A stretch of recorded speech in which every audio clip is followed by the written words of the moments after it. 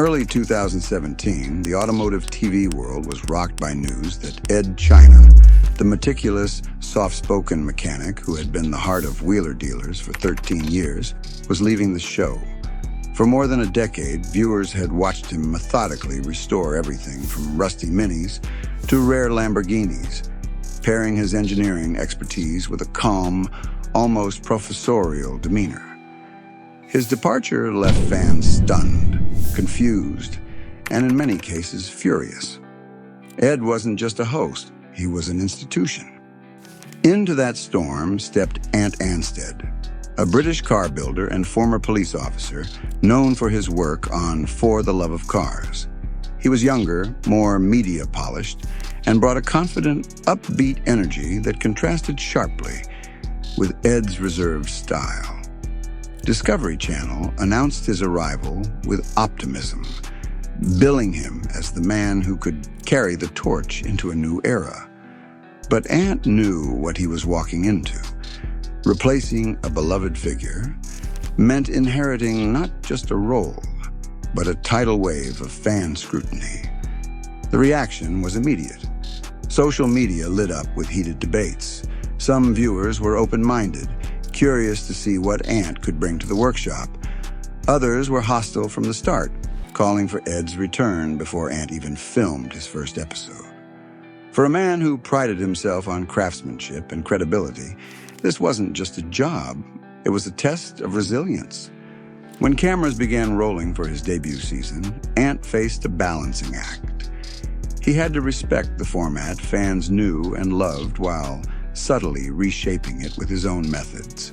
Modern tools, fresh fabrication techniques, and a willingness to try new approaches. The builds flowed, the banter with Mike Brewer felt natural, and slowly some critics began to soften.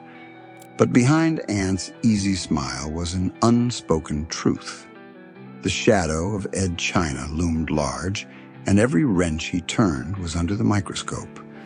When Ant Anstead's first Wheeler Dealers episodes aired in late 2017, the reception was surprisingly warm, at least compared to the firestorm that preceded them. Viewers who had braced for the worst began to admit that Ant's charm and skill were winning them over. His background as a craftsman was clear. He wasn't just bolting on parts for TV. He fabricated panels from scratch, rebuilt engines with precision, and even introduced techniques that hadn't been showcased before on the show. Mike Brewer, the long-running co-host and deal-maker, seemed genuinely energized by Ant's arrival. On camera, their dynamic was lively. Mike's wheeler-dealer personality balanced by Ant's cool-headed approach in the workshop. The pair traveled the UK and the US hunting for project cars, from classic MGs to rugged Land Rovers, and Ant's easy way of explaining mechanical processes became a selling point for the new era. Social media began to shift. Comments praising Ant's teaching style and enthusiasm trickled in. "He's different from Ed, but in a good way," one fan wrote. Discovery saw the momentum and leaned into it, featuring Ant more prominently in promotional material and allowing him to bring in some of his own style to the builds. But beneath the surface, the seeds of future tension were quietly being planted. The long shoot days, the high production demands, and the subtle but constant pressure to meet TV deadlines all began to weigh on Ant. While the honeymoon phase brought smiles and positive headlines, it also masked the fact that the job was far more grueling than most viewers realized. It didn't take long for Ant to realize that he and Mike Brewer approached the show's builds with fundamentally different philosophies. Mike had always been the deal maker, focused on buying cars at the right price, making smart flips, and delivering them on time to maximize profit. Ant, on the other hand, was driven by craftsmanship. He believed in doing jobs the right way, even if it meant taking extra days or weeks to finish. That difference wasn't just academic. On set, it meant clashes over how much time could could be spent on each stage of a build. Ant wanted to strip a car down to the bare shell and address every hidden issue. Mike and the production team often pushed for quicker fixes, focusing on the visible elements that would look good on camera. The disagreement wasn't personal, at least at first, but it was persistent. Ant began to feel boxed in. Viewers at home saw the finished product, but they didn't see the debates in pre-production meetings or the compromises made to meet deadlines. To Ant, the compromises chipped away at the authenticity of the show. To Mike, they were simply the reality of TV. The tension was subtle but growing. Crew members noticed Ant getting quieter after certain planning sessions, his upbeat mood replaced by quiet frustration. He had joined the show to build cars his way, but slowly, the show was building him into something else. If the creative tensions were frustrating, the physical and mental toll of the wheeler-dealer schedule was exhausting. Each season required multiple, complete restorations, often filmed back-to-back, with tight deadlines that left little room for rest. On top of that, Ant was expected to be on for the cameras at all times, explaining every step for the audience while still delivering professional-grade work. Days often began before sunrise and stretched late into the night. Weekends weren't guaranteed. Even when Ant wasn't filming, he was sourcing parts, liaising with suppliers, or preparing for the next episode. It was, in effect, 2 full-time jobs, master mechanic and television presenter, compressed into the same relentless calendar.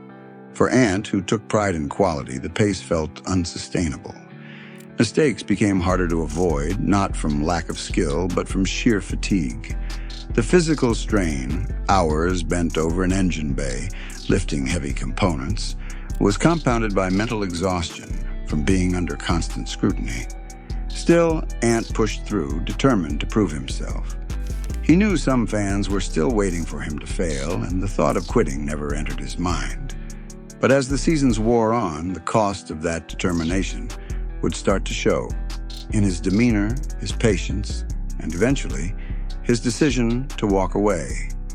Even after years on wheeler-dealers, Ant Anstead couldn't escape the shadow of the man he replaced. Ed China wasn't just a former co-host. He was a legend to the show's longtime fans, the tall, soft-spoken engineer who had been there from the start.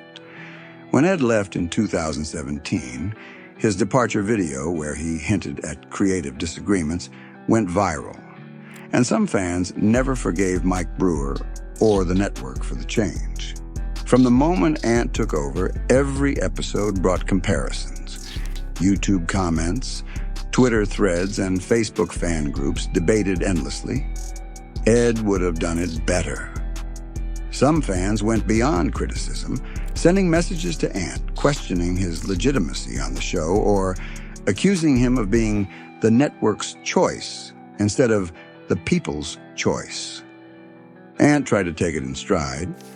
In interviews, he praised Ed's legacy and even credited him for paving the way for presenters like himself. But in private, the constant comparisons weighed heavily. Every build felt like a test, not just to please Mike and the producers, but to satisfy an audience that seemed split down the middle. For Ant, the pressure wasn't just about living up to Ed. It was about doing so while forging his own identity. Yet no matter how much skill he brought to the table, the shadow remained. And as Ant later admitted to friends, it felt like trying to win a race while starting 10 laps behind. By the time Ant had settled into his role, the expectations on him had become a perfect storm. On one side was Mike Brewer and the production team, pushing for tighter deadlines and builds that would fit neatly into the show's episodic structure. On the other side were the sponsors, parts suppliers, aftermarket brands, and even manufacturers, each with their own expectations for screen time and product placement. Then there was the network. Discovery wanted wheeler-dealers to stay fresh and relevant. which meant pushing for builds that would attract younger audiences and trend online. Ant's push for authenticity often clashed with these commercial demands. He wanted the right part for the car. The sponsors wanted their part featured instead. Every decision became a negotiation. Would they restore the original suspension or install a sponsor-provided coilover kit? Would they use period-correct carburetors or showcase a modern EFI conversion for TV appeal? For Ant, these choices weren't just technical. They were philosophical. He'd built his career on doing things right, not just doing them fast or flashy. The more the pressure mounted, the more Ant began to feel like his role was shifting from builder to performer. It wasn't that he didn't value the show's audience, he did, but the compromises were starting to chip away at the pride he took in each finished car, and that erosion was becoming harder to ignore. The moment Ant knew he couldn't keep going didn't come with one explosive fight. It came through a series of small cracks that finally gave way. A grueling stretch of back-to-back builds had left the entire crew burned out. One project, a car Ant had been excited to restore, was rushed to meet a sponsored deadline, skipping key steps in the process. To Ant, it was a compromise too far. Then came the late-night shoot that turned into a confrontation. Sources close to the production recall a heated discussion between Ant, Mike, and members of the crew about cutting scenes and skipping repairs for the sake of time. Ant pushed back, insisting the fix was necessary to make the car safe. Mike, focused on wrapping the episode, argued they could address it off-camera. The disagreement didn't end in shouting, but it left a mark. Ant walked away from that shoot knowing the gap between his vision and the show's reality was too wide to bridge. The passion that had brought him to Wheeler Dealers was being swallowed by deadlines, compromises, and an environment where craftsmanship was no longer the top priority. Not long after, Ant made his decision. There was no dramatic blow-up, no public resignation video, just a quiet choice to step away. He knew the fans would have questions, and he knew many would never hear the full story. But for Ant, the cost of staying had finally outweighed the rewards. When Ant Anstead finally stepped away from Wheeler Dealers in 2020, there was no official farewell episode, no emotional montage, and no grand send-off for the viewers. Instead, it happened almost silently. Fans tuning in for the next season simply saw a new face, Mark Elvis Priestley, standing beside Mike Brewer with Ant's absence explained only in passing. For many viewers, the lack of closure was jarring. Social media lit up with speculation. Was there a fight? Did the network force him out? Had the tension between Ant and Mike finally boiled over? The truth, according to those close to him, was far less explosive, but far more personal. Ant didn't want a dramatic public goodbye. He wanted to walk away quietly, without adding fuel to the rumor mill. Behind the scenes, the decision had been months in the making. Ant had discussed his growing dissatisfaction with friends, citing the relentless filming schedule, the compromises in build quality, and the toll it was taking on his personal life. The pandemic only amplified those pressures, making travel and production even more complicated. By leaving without fanfare, Ant avoided turning his departure into a media circus. But in doing so, he left fans without answers, forcing them to piece together the story from scattered interviews, subtle hints, and industry whispers. And for someone who had poured so much into the show, the silence spoke volumes. After leaving Wheeler Dealers, Ant Anstead didn't slow down. He reinvented himself. Instead of chasing another network gig, he shifted focus to passion projects that allowed him full creative control. One of the biggest was Radford Returns, a revival of the legendary British coach builder. which he co-founded alongside former Formula One driver Jenson Button. The project let him blend history, engineering, and design in a way television schedules never allowed. He also began taking on high-profile, one-off builds for celebrity clients, restored rare classics in his own shop, and expanded his role as an automotive educator, sharing tips, techniques, and deep dives on Instagram and YouTube. Away from the structured chaos of a TV set, Ant had the freedom to slow down, to spend weeks perfecting a detail most viewers might never notice. On a personal level, his life shifted as well. His public relationship with actress Renee Zellweger drew tabloid attention. But for Ant, it wasn't about the headlines, it was about stability. He seemed happier, more relaxed, and far more in control of his work-life balance.